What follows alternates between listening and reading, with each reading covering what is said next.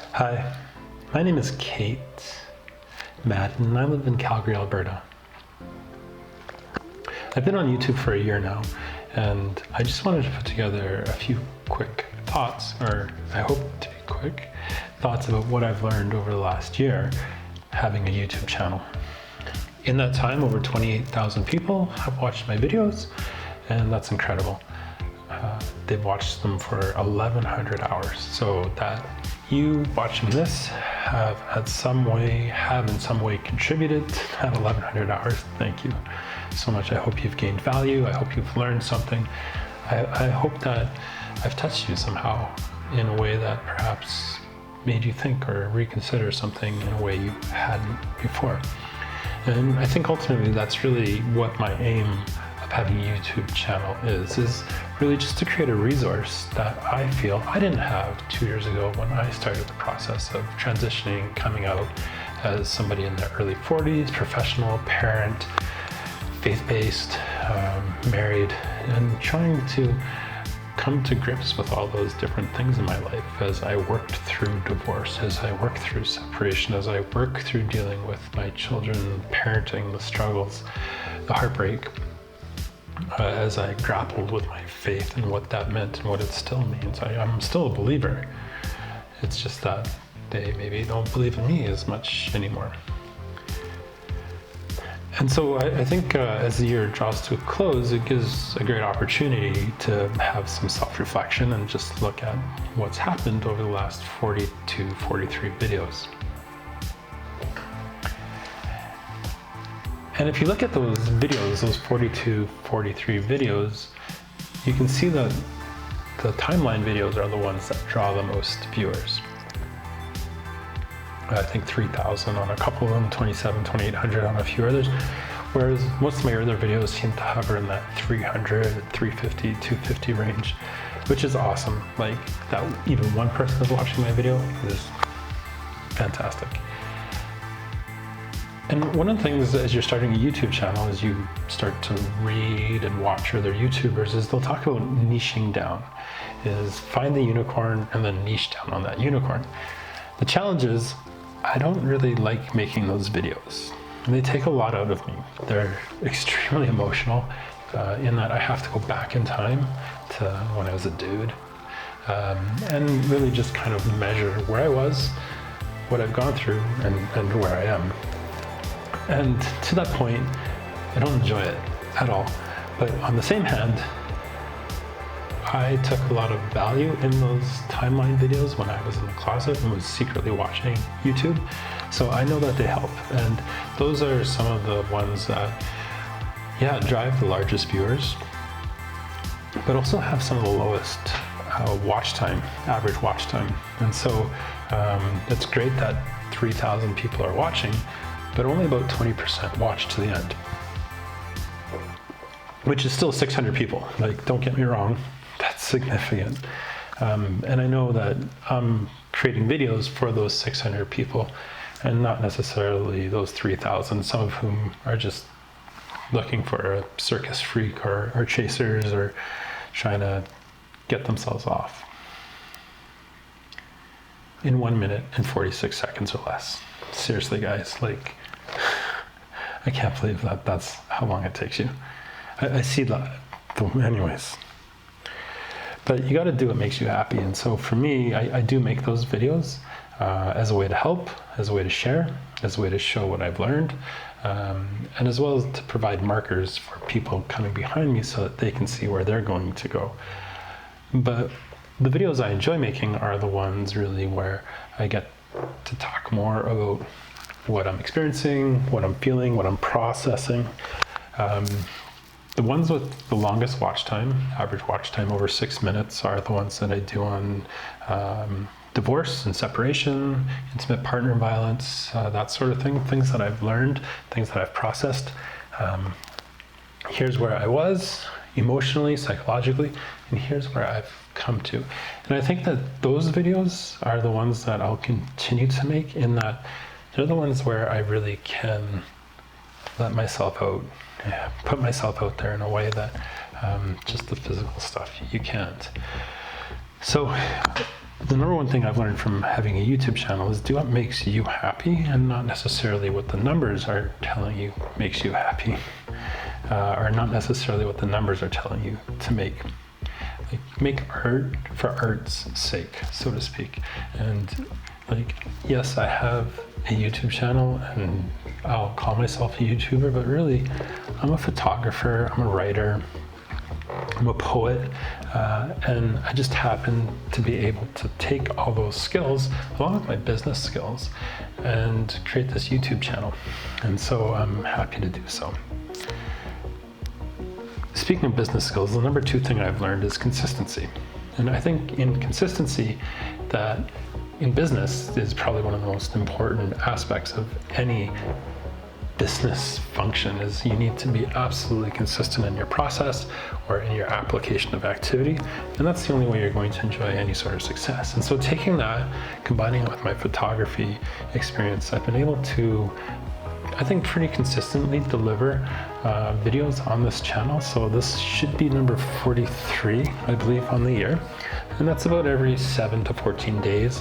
I was doing it every 5 to 7 days, but I just found with the kids, I had the kids a lot more the last couple of months, that it became a little bit more challenging.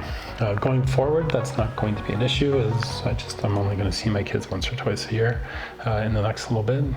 So you're probably going to get videos on the heartbreak of that, to be honest, but I think it'll also provide a lot more opportunity to create more videos. But consistency, and you might wonder, like, how do I get consistent, or how do I come up with enough ideas to be consistent? One of the things I did early on was I wrote down a list of 50 video ideas, and I can see that I haven't even done half of these yet. So by writing down the ideas, you're able to start to formulate kind of where you want to go with your channel, what is interesting you, and what do you think you can speak to, just in terms of your experiences. So having that locked and loaded will help you maintain the consistency of production. And for every video I upload, it's probably 10 to 12 hours of work, whether it's in the pre-planning, the drafting, the scripting, the shooting, the lighting, the editing. But if you're consistent in your activities, so what I like to do is write on Friday, shoot on Saturday, edit on Sunday, post on Monday. That's kind of how I like to approach YouTube. If you're consistent in that every, say, week, you're going to experience traction in terms of growth of your channel. In terms of that, though, I think the number 3 thing I've learned is you just got to start. And by that, I mean, like, I've met people who are like, yeah, I want to start a YouTube channel. I'd like to do a YouTube channel. It'd be fun to do a YouTube channel. I'd like to do one on gaming. I'd like to do one on travel, whatever. Just go, do it.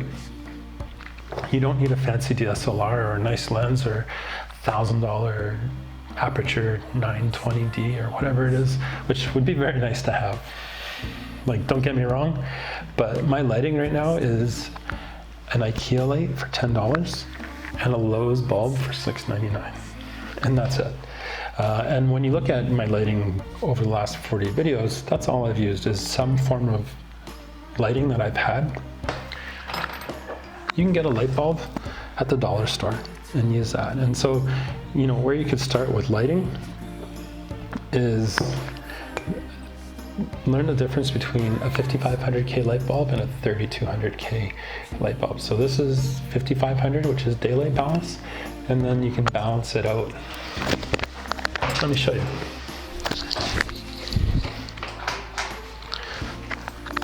I think that shows up. Maybe it doesn't.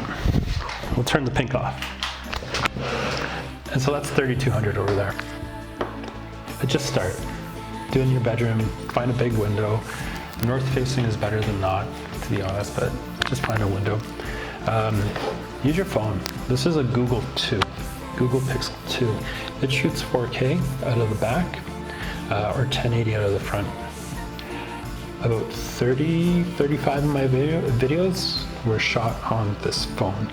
The first few were shot on a Nikon D610, full frame Nikon.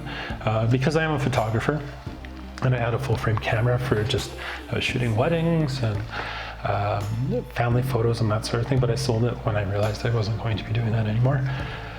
And then I shot on the Google for the next kind of 10 months. I picked up the Canon SL2 because I miss photography and I want to have that freedom to shoot both video and to make a few bucks on the side and do a portrait session or something like that. So I'm shooting on the Canon SL2 with a Sigma 50mm f1.4, which is the aperture. And like, I could bore you with ISO, film speed, aperture, shutter speed, depth of field. So that's the blur here, depth of field. Some people call it bokeh. But just go. Like, use a GoPro, use your phone, just go and do it, and you won't regret it.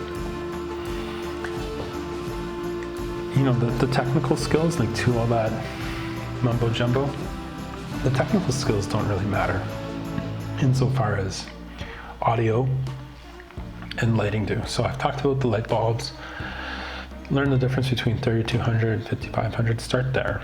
Like, go to the dollar store and you can spend $2 and change out your lights, and just that alone is going to kick up your light. I have a light up here which you can use for the top light. Maybe that does something, I don't know, but you can play around with the lights and have fun with it. Audio matters as well. And so, you know, if you're using music, and this is something I still struggle with, if you're using music, you want to learn how to balance audio and music, dialogue and music. And so I'm still learning how to do that. The first microphone I used was my son's microphone he had for his PlayStation, a $30 Snowball. The only reason I'm not using it is because I can't connect it to my camera. So it's a blue Snowball. I've noticed that the blue Yeti can connect into the camera. It's just, I don't want to spend another $100 on audio when I don't need to. So I do have a lavalier mic that I'm using right now, right there. And it was a $10 microphone that I had from work, actually. So it's actually a mono microphone, a mono jack. And then what I do in post is I just switch it from a stereo channel to a mono channel, and it'll come out both sides of the speaker. So it works out fine. I didn't know that on my first video. So if you go all the way to the end and you see my test video, it should only be in your left ear because it's a mono track, and I didn't know the difference. But yeah, lighting and audio, 2 quick, easy fixes, just to understand that, and then you'll learn how to frame and compose a shot, how to properly put yourself in there, you know, where you don't have a tree branch coming out of your head or something like that, or, you know, noises either. So, yeah, the technical skills, I think, start with audio and lighting. One of my favorite things about what I've learned on YouTube, and something that I've been able to take into my professional life, is the importance of story and narrative, and just understanding how do you construct a story from beginning to end. You know, Act 1, Act 2, Act 3. You know, you can read about Joseph Campbell and the hero's journey, the archetypes, all that sort of stuff. And generally speaking, you always need to have some sort of conflict. And so, you know, what is it that you needed to go find? What was the conflict you experienced? How did it change you? And then you come back to where you were in that changed state. And, you know, just in terms of creating that 3-act play, I don't think there's anything better than that. And I know for myself that the power of video is one where you can tell that story, not with ease. Like, you need to study it and get better at it. And I think as you watch my videos, I have gotten better at it.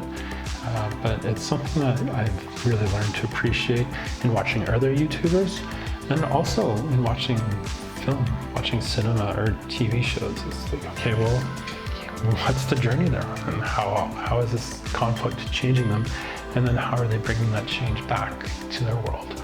And so for me, YouTube has changed me, I think, in a real fundamental way, where I always viewed the world artistically, but not so much as a way to tell the story, but rather receive the story. And now I'm not able to just receive, I also have to share. And it's like this translation ability I have that I feel responsible now to share. It might be to a small sliver of the world in terms of just the trans community, people in their 30s and 40s who kind of match my profile. But yeah, it's what's the story? And that's a really cool thing. If you're open to that, you're going to stretch and gain and grow and experience all sorts of new things. And I gotta say that